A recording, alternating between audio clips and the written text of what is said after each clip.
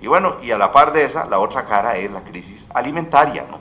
Somos 7.000.000.000 de seres humanos en el mundo y nuestros estilos de vida insostenibles, este mundo de derroches, si fuera, decía Gandhi que eh, el mundo podía satisfacer las necesidades de todos, pero no la codicia de todos. En inglés rima, everybody's needs, but not everybody's greed, ¿no? Y el mundo hoy, el valor principal no es ni la libertad, no es ni la democracia, ni es la justicia, los valores que levantó Zapata, no. Hoy es hacer dinero, es codicia lo que guía al mundo, y esto es lo que está jugando, es el trasfondo cultural en que nos estamos moviendo. Pues bien, cuando Zapata plantea su revolución aquí, pues se estaba dando en el mundo pues la segunda revolución industrial, con grandes avances, el ferrocarril, el automóvil, la aviación, el teléfono, la electrificación, la refrigeración, la radio, qué sé yo. Y pasó lo mismo que ahora. Esos grandes avances tecnológicos lograron un gran avance en la productividad, que fue absorbido totalmente por el capital, no por los trabajadores.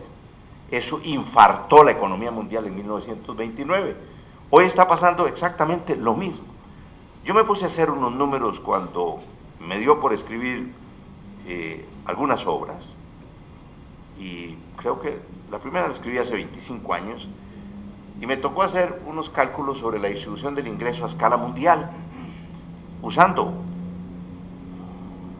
métodos primitivos, arcaicos, empíricos, dividiendo el ingreso promedio del país más rico del mundo, el de más altos ingresos, entre el ingreso promedio del más bajo. Y vean ustedes cómo podemos llamar civilización esto que estamos viviendo. En el año 1900, el ingreso de un inglés promedio versus el de un habitante de la India era de 4-1. Cuando estuve escribiendo mi primer libro, Surco de Esperanzas, hice el cálculo, ya eso había pasado a ser 100-1. 10 años después, trabajando en otra obra, digo, voy a hacer el cálculo, a ver cómo está ahora. Y resultó ser 180-1. Y lo hice cuando publiqué mi último libro hace 4 años, que se llama El Camino del Socialismo Cuántico. Y resultó ser que el ingreso entre un habitante de Luxemburgo y un habitante de Sierra Leona había pasado a ser 400-1, ¿no? Y eso es así internamente en nuestros países. La concentración del ingreso es algo bestial. Ya vieron ustedes las curvas de salarios, ¿no? El Producto Mundial crece, pero eso se lo apropian unos poquitos, nada más. Entonces, ven ustedes que aquí la era del conocimiento, yo pasé un tiempo muy fascinado con Alvin Toffler, andaba hablando de Alvin Toffler por todo lado. Yo he estado muy inclinado siempre al cambio social. Caramba, y aparece una propuesta en que nos decía que iba a ser el gran cambio tecnológico de pasar de la industria de las chimeneas a la era del conocimiento, lo que iba a producir la gran revolución social.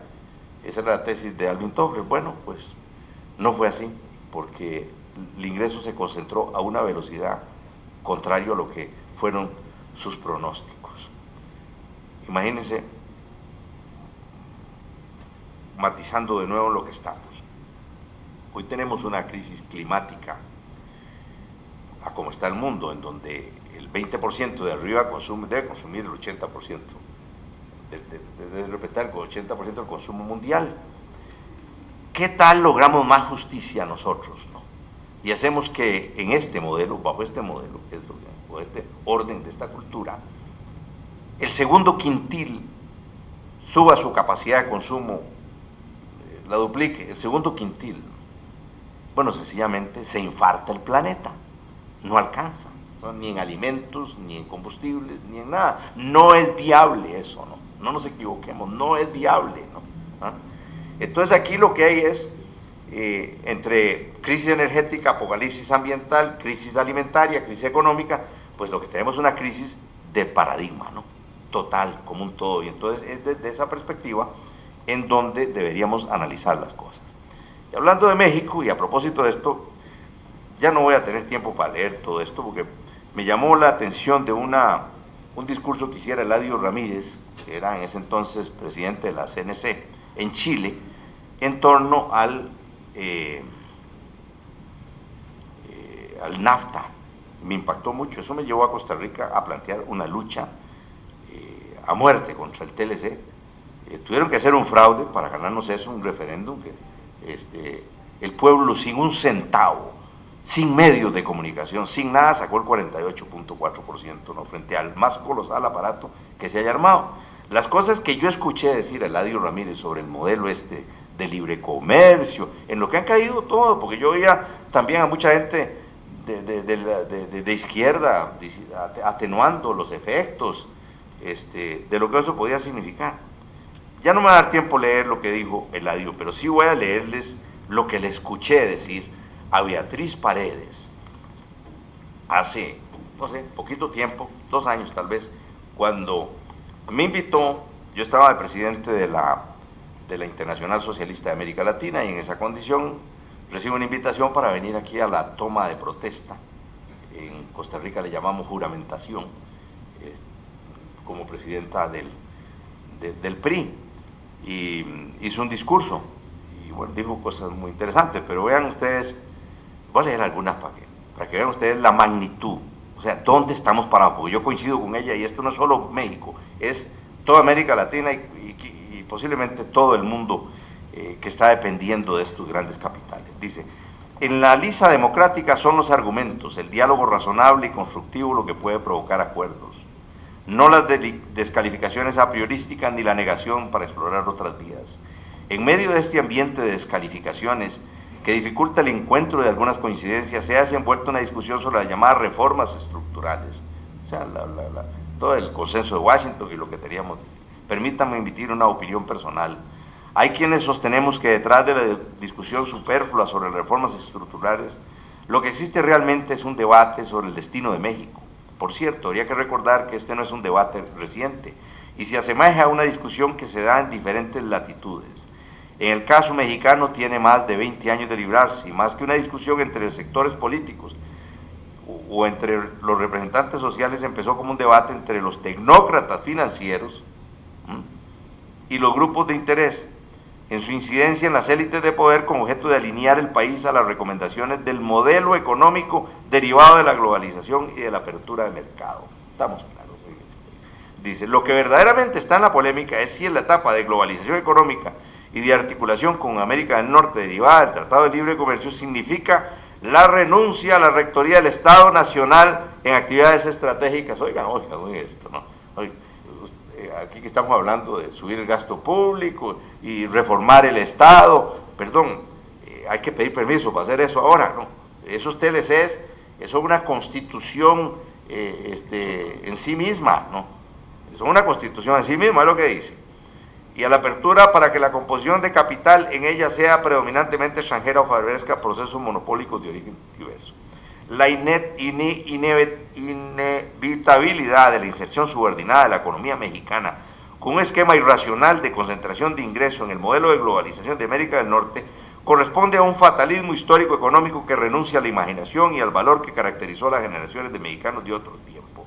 No se trata de desconocer el impacto de la vecindad de la geopolítica, se trata de asumirlas con dignidad y perspectiva de equidad. Y no es una querella entre dinosaurios fundamentalistas versus modernizadores pragmáticos. Esta es otra de las muchas formas para descalificar o trivializar la discusión. Es una controversia que encierra una disputa, la disputa para dirimir quiénes tendrán la hegemonía en nuestro país. No nos equivoquemos, eso es lo que está en juego. ¿Quién manda? Lo que Marx dijo, la bolsa o la corona, y no dijeron ahora vamos por todo, ¿no? Y ahora tienen todo, ¿no? Dice, una controversia para dirimir quiénes tendrán un Estado mexicano democrático y moderno que estimule la participación libre del capital privado con responsabilidad económica y social, o un gobierno administrador del asistencialismo y la represión sujeto a poderes fácticos de enormes proporciones, o sea, la corporatocracia que yo me refiero que manda en el mundo. Dice, la disputa, oigan esto es dramático, dice, la disputa es por definir si en el siglo XXI México podrá prevalecer como nación. Ese es el dilema, no nos equivoquemos. Ahí nos pusieron, porque todo lo demás son juegos que podamos hacer en un escenario donde no se toman las decisiones, a menos de que citen a algún mexicano, el club de Bilderberg, que no lo toman en cuenta, ¿no? Para ese tipo de cosas, que es un club secreto que se reúne una vez al año y ahí se toman las grandes decisiones del mundo. O sea, el mayor totalitarismo que ha visto el planeta. Y bien, pues viendo estas cosas, recuerdo a Albert Einstein. Yo también soy físico que toca de oído, por eso escribí un libro sobre socialismo cuántico. Decía Albert Einstein que ningún problema puede ser resuelto dentro de la misma inteligencia que lo creó. Y entonces, ¿qué es lo que está pasando ahora? Que estamos recurriendo a los mismos factores que crearon este problema para encontrar la solución. No va a salir por ahí, no va a salir. Por eso pues se llenan de indignados las plazas, porque la gente tiene desesperanza. Y bueno, ¿por dónde andamos? ¿Por dónde? Yo pienso que lo que necesitamos es una gran rectificación ética, ¿no? Ya no es cosa de ideologías, es cosa de definición ética, de cuáles son los valores que hacen posible la convivencia humana, la solidaridad, la justicia, la equidad, la igualdad, el respeto a la tolerancia, todos esos valores que hoy están perdidos. Ahí es donde está. Hay cosas muy lindas. Yo me ilusiono, leo a Leonardo Boff, con quien tengo una gran amistad, hablando de geosociedad, a otros hablando de biosocialismo. Creo personalmente en que este estado mental dominado por la razón del ser humano no es capaz ni siquiera de visualizar el escenario del mundo que ha de nacer. Sabemos lo que está muriendo, pero no conocemos lo que va a nacer. Y entonces esto va a requerir un nivel superior de la conciencia humana, un salto espiritual, si ustedes lo quieren. O sea, una elevación de nuestra condición de ser humano, una conciencia holística, que es muy distinto al reduccionismo que nos tiene amarrados en este instante. Hablar de un avatar, todos vimos esa hermosa película, el avatar. Bueno, es una especie de avatar humano, un salto cuántico en la vida humana. Por eso escribí ese libro que se llama Socialismo Cuántico. Y bien, ayer anduve con Margarita por Cuautla, Chinameca, ¿verdad? Bueno, son nombres impronunciables aquí en México, qué difícil esto. Ni sigo porque voy, y pude vivir cosas con relación a Zapata, que a propósito me encontré una cantidad de nietos, todo lo que veo, ¿no? Y con un bigote, todos eran de la parentela Zapata. Todo muy, o sea, me agradó ver la conciencia que hay ahí.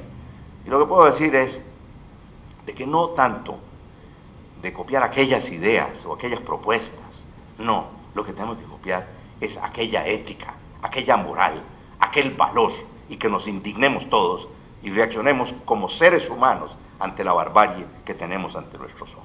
Muchas gracias.